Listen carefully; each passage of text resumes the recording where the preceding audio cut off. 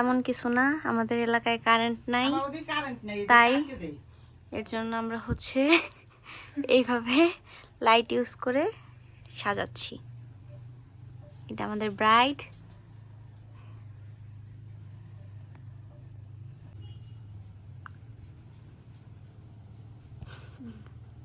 Current নাই তো, তাই এই ব্যবস্থা।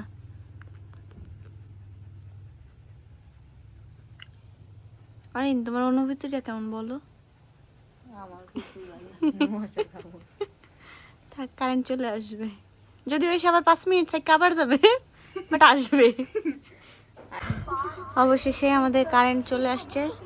এক হাত অলরেডি ডান, এখন আমরা আরেক হাত করছি।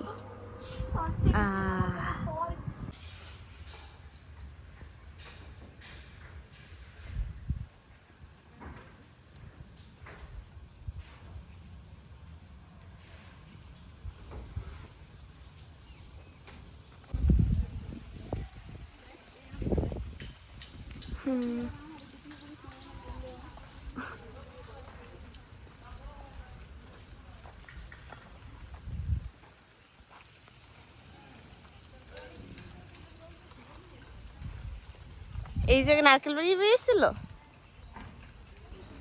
চার্চের সামনের অংশ এটা। আর আজকে যার গায়ে হলুদ সকালবেলা চার্চে তার সংসার জীবনের শুরুর ব্যাপারে শিক্ষা দেওয়ার জন্য ডাকা হয়েছে। বাইরে আমরা সবাই ওয়েট করে আছি। ফাদার যখন ওদেরকে শিক্ষা গ্রহণ শেষ করার পরে ছেড়ে দিবে, তখন ওদেরকে নিয়ে আমরা আবার বাড়ির উদ্দেশ্যে রওনা হব। আজকে সন্ধ্যাবেলা গায়ে হলুদের অনুষ্ঠান, চলেন দেখাই।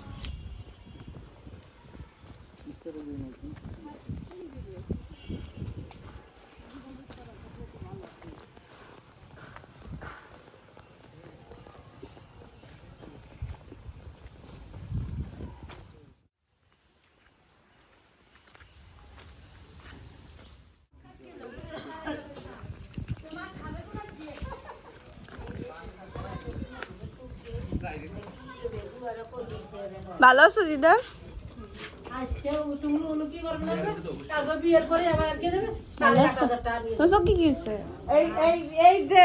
এত মাইয়ের বিয়ে, নাতিনের বিয়ে, কবে একটু নাচবো, কবে একটু গান গাবো।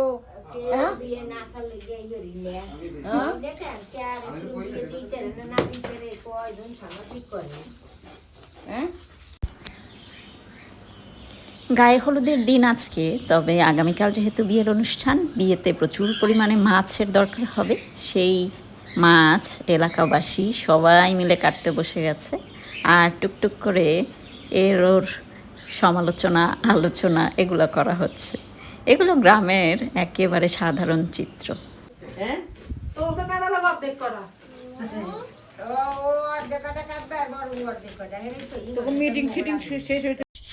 মাছ কাটা শেষ, অলরেডি ধোয়া কাচাও শেষ। এখন সুন্দর করে প্যাকিং করে রেখে দেওয়া হবে। আগামীকাল ভোরবেলা রান্নার যজ্ঞ শুরু হবে। আগামীকালের ভিডিওতে থাকবে বিয়ের অনুষ্ঠান, রান্নাবান্না, খাওয়া দাওয়া, সেই পর্বগুলো। আগামীকালের ব্লগ দেখারও আমন্ত্রণ রইল। চলেন হলুদের জন্য আজকের প্রস্তুতি শুরু করা যাক। আমরা খাইতে দিই, হ্যাঁ মগ লইয়ে যাবে দোকানে।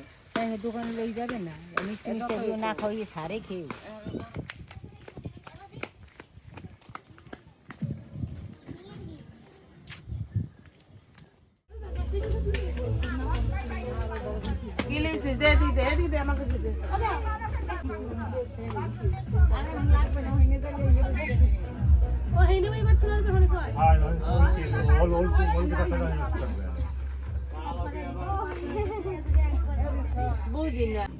মায়া গো অনেক সময় লাগে না সাজতে বলতে।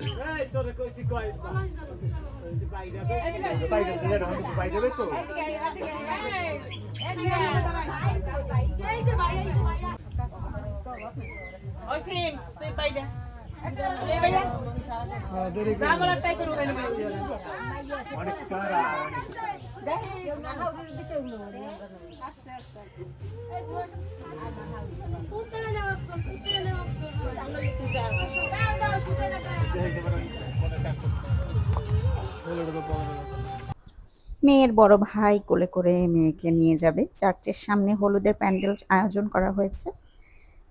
পিছন ভাগে যারা আছে মা, কাকিমা, জেঠিমা সবাই বেশ ভারাক্রান্ত। অনেকে তো কান্নাকাটিও শুরু করে দিয়েছে। গ্রামীণ পরিবেশ এত সুন্দর, আশেপাশে দেখেন মহিলারা ডান্স করতে করতে যাচ্ছে। আমাদের এই এলাকায় অনেক দিন পরে বোধহয় আজকে একটা বিয়ের অনুষ্ঠান হচ্ছে এবং এলাকাবাসী সবাই অনেক বেশি আনন্দিত।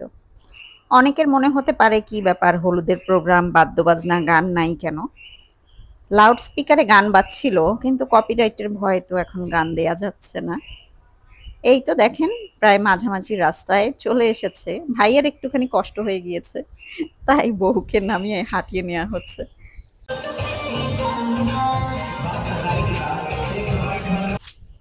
সামনে তো ছোট বড় হাজারো রকমের ক্যামেরাম্যান, সবার একটাই লক্ষ্য, বউকে যেন ভালো মতো কাভার করা যায়।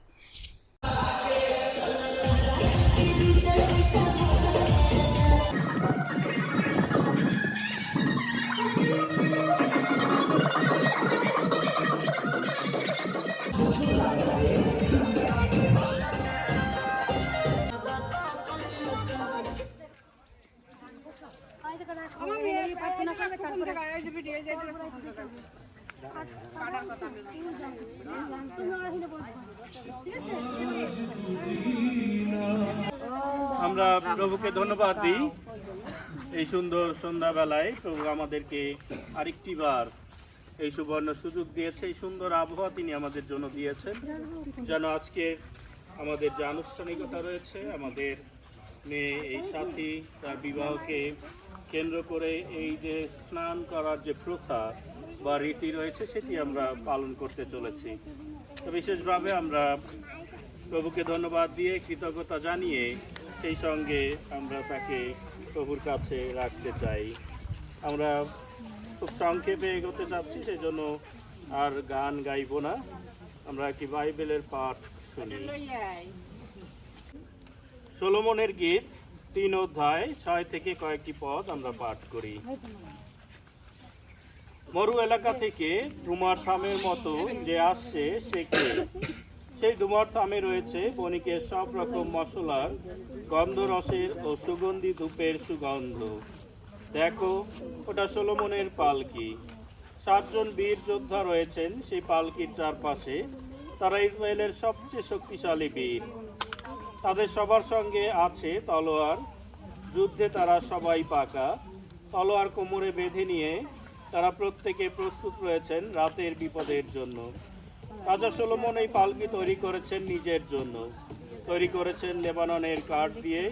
সেই পালকির খুঁটি রূপা দিয়ে তৈরি, তলাটা তৈরি সোনার।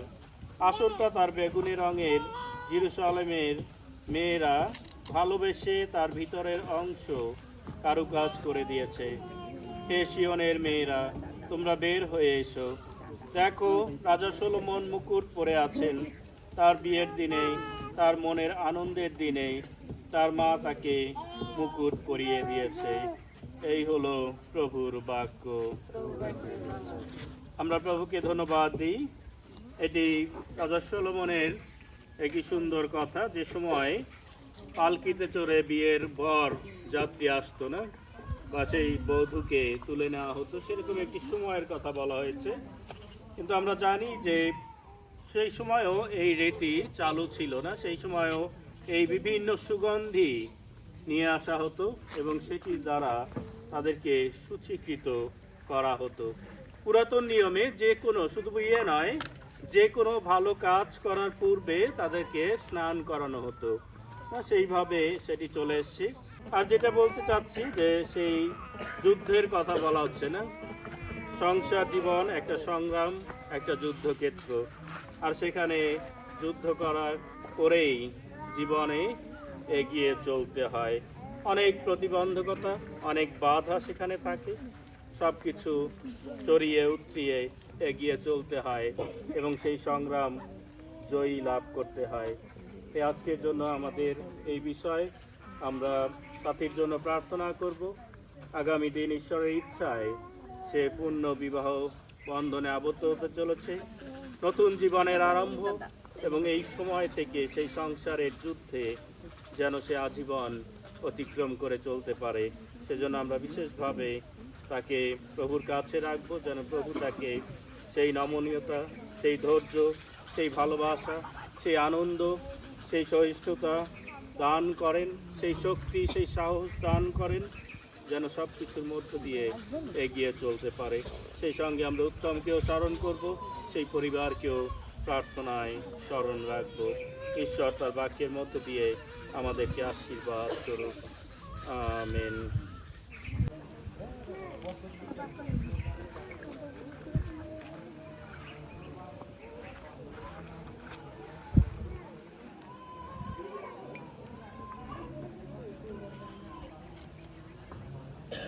আমরা প্রভুর প্রার্থনা বলি।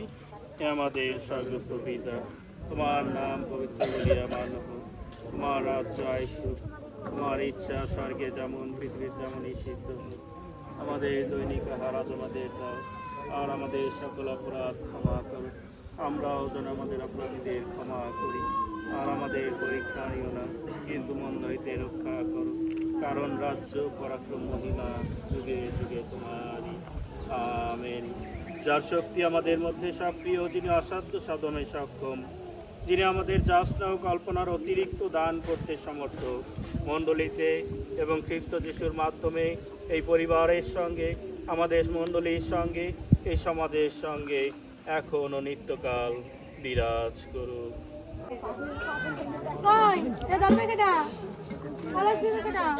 তুমি যাবা আসো, তুমি এসে না তোমার বেশি দেবো না যে বড় হ্যাঁ বড়টা না বড় দিকে যাবে না।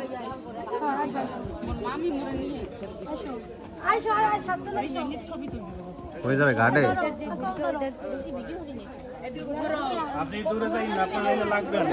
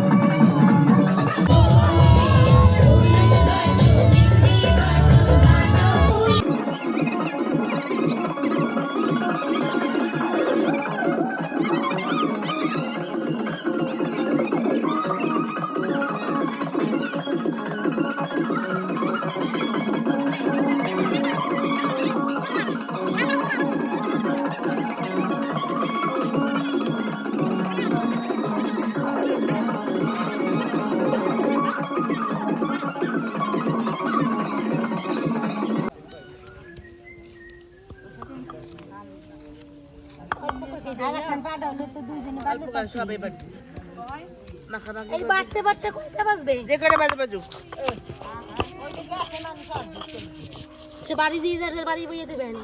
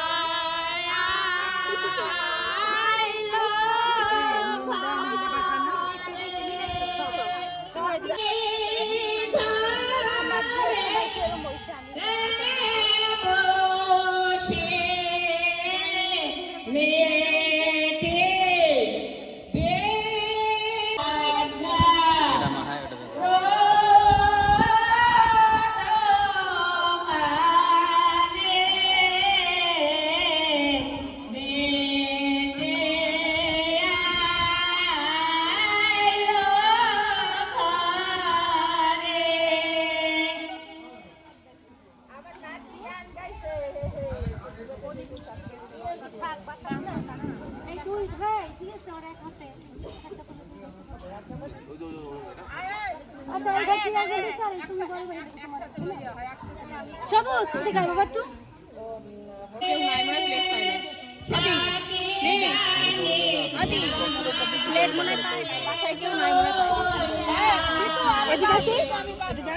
এটা পিসি এটা পিসি এটা পিসি এটা পিসি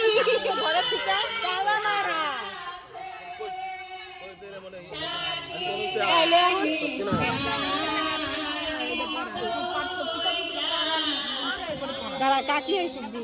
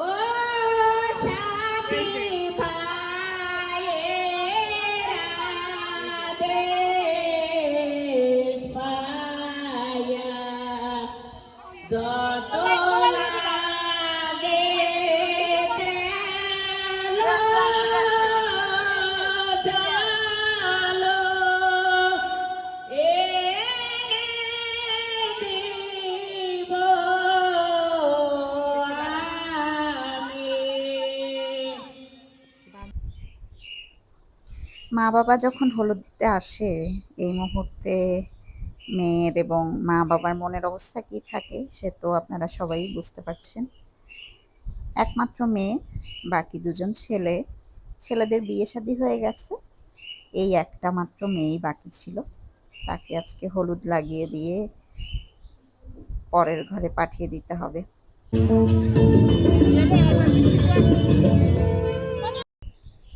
হলুদ দিতে দিতে মায়ের আবেগ সামলানো কঠিন হয়ে দাঁড়িয়েছিল।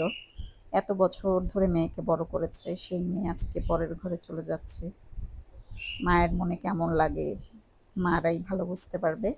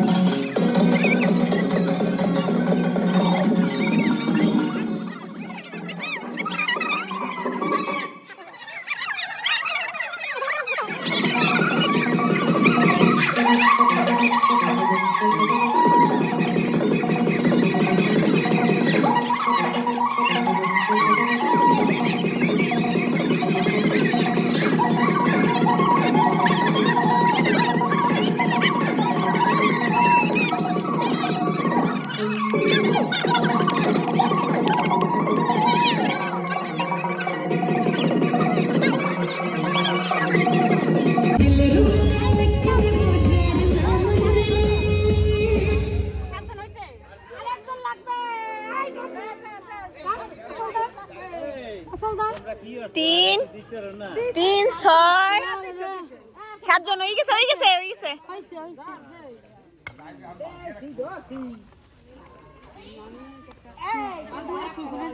আমি আগে